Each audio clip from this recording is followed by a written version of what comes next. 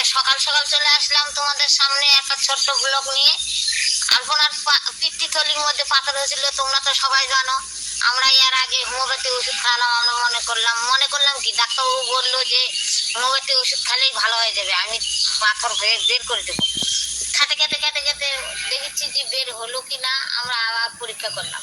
না, ওই যে বন্ধুরা কমেন্ট করলো না, অনেক বন্ধুরা কমেন্ট করে বললো যে তোমরা হোমিওপ্যাথি ওষুধ খাও না, একবারে অপারেশন করে নাও, নাহলে এই পাথর কোনোদিনও জীবনে ভালো হবে না।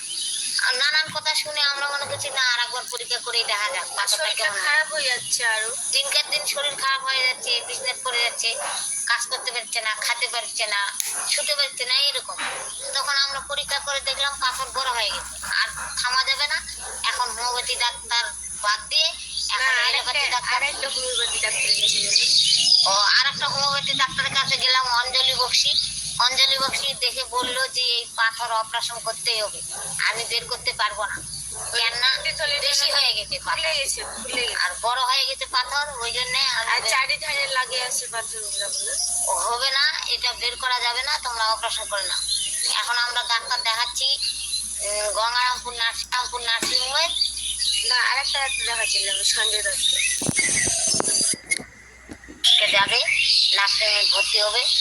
শিলিগুড়ির ডাক্তার এটা রাজেশ গোয়েল, শিলিগুড়ির ডাক্তার রাজেশ গোয়েল ওই দেখিচ্ছে। এখানে আমার হাবলানি দিদা, এখানে আমার একটা মামি আছে, ওর টিউমার হয়েছিল, ওই টিউমার অপারেশন করেছে রাজেশ গোয়েল।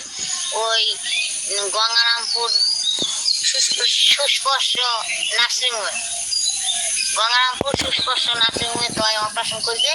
ওই জন্য আমরা বলেছি যে ওখানে আমরাও করবো। ওখানে বলে খুব ভালো ডাক্তার, ভালো ভালো আছে, তার মধ্যে সুযোগ সুবিধা ভালো আছে। আবার কিন্তু আবার ওই যে স্বাস্থ্যসাথী কার্ড দিয়ে বলে ছাড় পাওয়া যায়।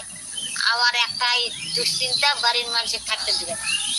আমি কি করবো, আমার তো চিন্তা হচ্ছে থাকতে দিবে না। যদি থাকতে দিত তাহলে আমিও ওখানে থাকতাম, দেখাশোনা করতাম কি হচ্ছে না হচ্ছে। তো ওরাই বলে দেখাশোনা করবে, তো দেখা যাক। আজকে রক্ত তো দিতে যাবে, রক্ত দিতে যায় কেমন দেখাশোনা করছে ওরা, আমরা আগে দেখি।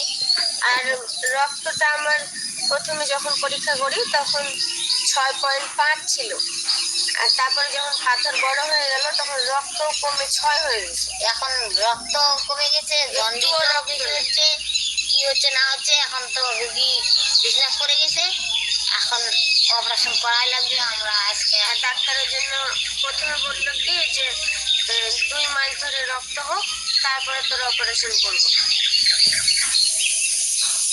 তখন ভুগা বলছে কি যে ডাক্তারের কাছে ভুগা আবার বললো যে আমাদের রক্ত ম্যানেজ করা আছে, আমরা দেরি করবো না, আর যতদিন ধরে পাথরটা নাকি থাকবে ততদিন আমি খাতে পারবো না, উঠতে পারবো না, বিছানায় পড়ে গেছি, এখন কিছু কাজ করি না, মা করে সব।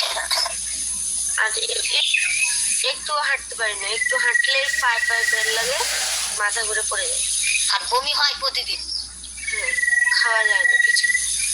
তখন ওই ডাক্তার বললো যে তোমাদের রক্ত তাহলে ম্যানেজ যখন আছে তাহলে ভর্তি করে দাও। ওই জন্য আজকে যাবো ভর্তি হতে। আজকে মঙ্গলবার বুধবার ভর্তি রাখবে, রক্ত দিবে, তবে বৃহস্পতিবার ছুটি, তবে শনিবারে আবার ভর্তি নেবে, তখন অপারেশন করবে। তার জন্য বন্ধুদের জানালাম, সকাল সকাল জানানোর জন্য চলে আসলাম তোমাদের সামনে। এতদিন তো আমরা ভিডিও করিনি, আর এখনো আর ভিডিও করব না। যতদিন সুস্থ না হবে ততদিন আর ভিডিও দিতে পারবো না। তোমরা সবাই ভালো থাকো, সবাই আশীর্বাদ করো, আলপনা তাড়াতাড়ি ভালো হয়ে আসুক, আমরা যেন আবার ভিডিও দিতে পারি। কৃষ্ণের কাছে সবাই কামনা করো আমরা আলপনা তাড়াতাড়ি সুস্থ হয়ে। পরিমাণ 6, তো 6% রক্ত দিয়ে তো কোনোদিন মাইক্রো সার্জারি হোক যতই, তবুও করা যাবে না, কেননা তাহলে রিস্ক হয়ে যেতে পারে। যেহেতু রক্ত নেই, মোটামুটি 8 লাগবেই রক্ত। তারপরে তখন আমরা সুস্পর্শ নার্সিংহোমে ভর্তি হয়ে গেলাম। ডাক্তারবাবু বললো যে আগে তোমরা প্যাকেটে করে রক্ত দাও, 2 প্যাকেট রক্ত দেওয়ার পরে ছুটি হবে, তারপর ছুটি দিয়ে বাড়ি যাবে, 2-1 দিন রেস্ট নেওয়ার পর সঙ্গে সঙ্গে বলে অপারেশন হয় না। ওই জন্য আমরা বলেছিলাম যে মোট 7 দিন আমাদের ভিডিও অফ থাকবে। তো আমাদের অফ ঠিকই আছে ভিডিও, কিন্তু আমরা অপারেশনও করতে পারিনি, আর অসুস্থতার জন্য ভিডিও দিতে পারি, আবার রক্তও দিতে পারিনি। এরকম আশ্চর্য ঘটনা পৃথিবীর কারো ঘটেছে কিনা আমি জানি না। পুরো ডিপার্টমেন্ট মানে ডাক্তারবাবুরা বলছে যে এরকম ঘটনা কারো ঘটেনি। কি হয়েছে, এর আগে যখন আমি অপারেশন করেছিলাম, আমার টিউমার হয়েছিল, তখন আমার রক্ত পরীক্ষা হয়েছিল, তখন ও নেগেটিভ আমার রক্ত ছিল। তো আমাদের বাড়ি থেকে যখন রক্ত দেওয়া হবে তখন তো বাড়ি থেকে জোগাড় করতে হবে ডোনার, না হলে তো রক্ত দেওয়া যাবে না। তখন ও নেগেটিভ ভুগা জোগাড় করেছে, যে কারণে ও নেগেটিভ দিতে হবে আমার শরীরে রক্ত। তখন খোঁজার পরে তখন ওখানে গিয়ে যখন নার্সিংহোমে যখন পরীক্ষা হলো, নার্সিংহোমের তো নিয়ম জানো যে গেলে সঙ্গে সঙ্গে রক্ত পরীক্ষা করলো, পরে এসছে এবি পজিটিভ রক্ত এখন বর্তমানে। তখন আমাকে বলছে তোমার রক্তের গ্রুপ কি? তা আমি বললাম আমার ও নেগেটিভ। তখন বলছে তুমি কি এর মধ্যে করেছিলে গ্রুপটা? তা আমি বললাম কি জানি, করিনি তো। 4-5 বছর হয়ে গেল অপারেশন করা। হ্যাঁ, তখন বলছে তোমার গার্জেনকে ডাকতো। আবার ওখানে গার্জেন এলাও না, সবসময় থাকতে দেয় না। তারপরে ভুগাকে তো কল করে ডেকে নিল, নিয়ে হচ্ছে তোমার রক্তের গ্রুপ কি, তোমার পেশেন্ট বলছে ও নেগেটিভ। বলছে আশ্চর্য, এখন তো আমাদের এসেছে যে এবি পজিটিভ, তাহলে এখন আমরা কি করবো? ওটা শুনে তো আমি হাসছি, আর ভুগার তো পুরো রাগ হয়ে গেছে, তুমি হাসছো, এরকম রক্তের গ্রুপ পাল্টে গেলে এখন আমি রক্ত কোথায় পাবো, এটা তো একটা সমস্যা। আর ভুল রক্ত শরীরে গেলে মানুষ নাকি অনেক বড় সমস্যা হয়ে যেতে পারে, সেটা বিশাল বড় একটা সমস্যা। তো তখন ভুগা হচ্ছে কি, আমি এখন কি করবো? তখন ওরা আবার রক্ত নিয়ে গিয়ে আবার পরীক্ষা করলো, করার পরে আবার সেই একই রেজাল্ট। তখন ভুগা রক্ত পরীক্ষা করার জন্য বাইরে রক্ত নিয়ে গেল, তবুও একই রেজাল্ট। হসপিটালে 2 বার করে করলো, তবুও একই রেজাল্ট। তখন আর কি করবে? ভুগা হচ্ছে কি, তাহলে আমি এখন ডাক্তারের সঙ্গে 3-4 জনের সঙ্গে ফোনাফোনি হলো। তো ডাক্তারবাবু বলছে কি যে তুমি তাহলে এক কাজ করো, এখন এই মুহূর্তে রক্ত দেওয়ার কোনো দরকার নেই, বাড়ি নিয়ে চলে যাও। তখন আমাকে সেই সকালবেলা ভর্তি হয়েছিলাম, এই 5টা নাগাদ 5:30-6টার দিকে আমার বাড়ি চলে এলাম, যে রক্ত আর দেওয়া হলো না, ঘুরে এলাম। এসে তখন আরো 6-7 জায়গায়, মোট 10 জায়গায় মনে হয় পরীক্ষা করা হলো। বোম্বেতেও পাঠিয়েছিল, কিন্তু রক্ত যেতে যেতে শুকিয়ে গেছে, হয়নি, মানে রক্তের পরিমাণটা একটু কম পাঠিয়েছিল বুঝি। তো যাই হোক, সর্বমোট আমাদের এখন এবি পজিটিভই রক্ত এসছে। তো এখন ডাক্তারবাবু বলছে যে তোমাদের এরকম যখন সমস্যা হলো, তাহলে এখন তোমাদের রক্ত দেওয়ার দরকার নেই, তোমরা একটু 20-25 দিন দাঁড়াও। সেই জন্য এখন 20-25 দিন আমাদের অপেক্ষা করতে হচ্ছে, তার মধ্যে 4-5 দিন হলো। আর একটু ভিডিও সব কিছু বন্ধ আছে, আর ওষুধ দিয়েছে ডাক্তারবাবু। আমি প্রচন্ড দুর্বল ছিলাম।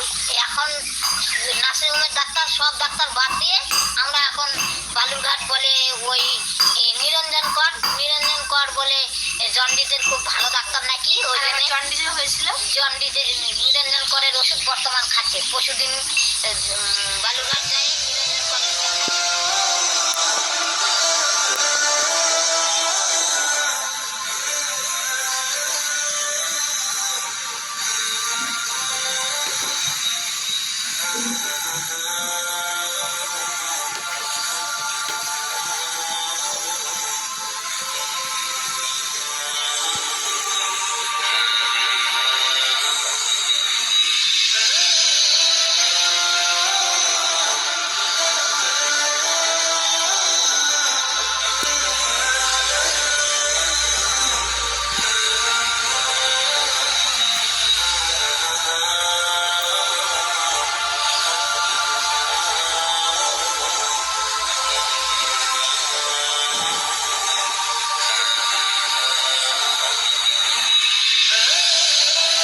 যেদিন থেকে এই খবরটা শুনেছিলাম আমার তো ভীষণ খারাপ লেগেছে। আমি তো বিশ্বাসই করতে পারছিলাম না যে আলপনা দিদি আমাদের মধ্যে নেই। মানে কি বলবো গাইস, তোমাদের এত খারাপ লাগছে এই খবরটা শুনে। মানে আমি তো এনাদের এত বড় ফ্রেন্ড ছিলাম, মানে একটা ভিডিও বাদ যায়নি যে আমি দেখিনি। কিন্তু আলপনা দিদি তুমি যেখানেই দেখো ভালো দেখো। হরে কৃষ্ণ।